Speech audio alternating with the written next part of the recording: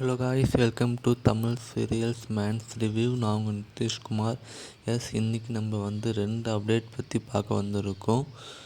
New serial and already promo வந்துடுச்சு, ஆனால் இதுவுமே நியூ சீரியல் தான். கெட்டி மேளம்.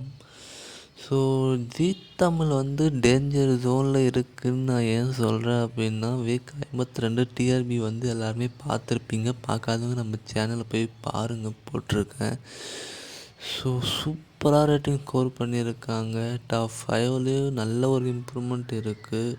4 சீரியல் 5+ ஸ்கோர் பண்ணியிருக்காங்க, பெரிய விஷயம்.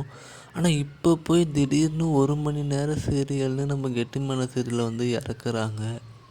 ஸோ இது ரொம்ப ரொம்ப ரொம்ப ஒரு பேடான ஒரு விஷயந்தான். இது அவங்க தலையில் அவங்களே மண் அள்ளி போட்டுக்கிற மாதிரி. நம்ம ஜீ எப்போல்லாம் இம்ப்ரூவ்மெண்ட் ஆகிறாங்களோ அப்போல்லாம் ஏதாவது ஒரு நியூஸ் சீரியலை இறக்கி டைம் சேஞ்ச் பண்ணி இந்த மாதிரி டிஆர்பி குறைச்சிப்பாங்க.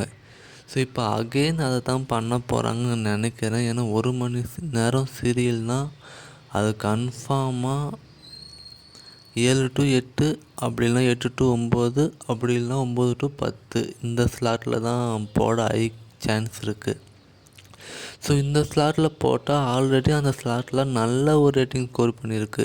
அதுவும் 1 மணி நேரம்னா டிஆர்பி வர்றது ரொம்ப ரொம்ப கஷ்டம். அதுவும் லான்ச்சிங்லேருந்தே 1 மணி நேரம், ஃபுல் அண்ட் ஃபுல் முடிகிற வரைக்கும் 1 மணி நேரம்னா, ஃபுல் அண்ட் ஃபுல் 1 மணி நேரம்னா ரொம்ப ரொம்ப கஷ்டம்.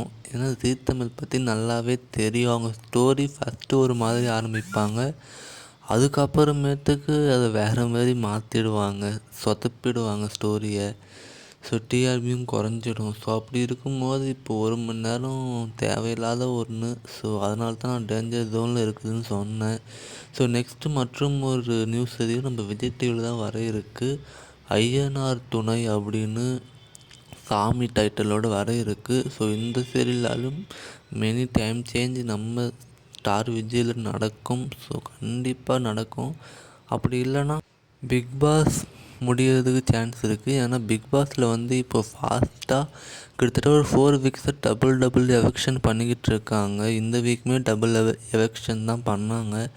ஸோ அதனால் கண்டிப்பாக பிக் பாஸை முடிச்சுட்டு 9:30க்கு சிந்து பைரவி, 10 o'clock ஐயனார் துணை போகிறதுக்கு சான்ஸ் இருக்குது.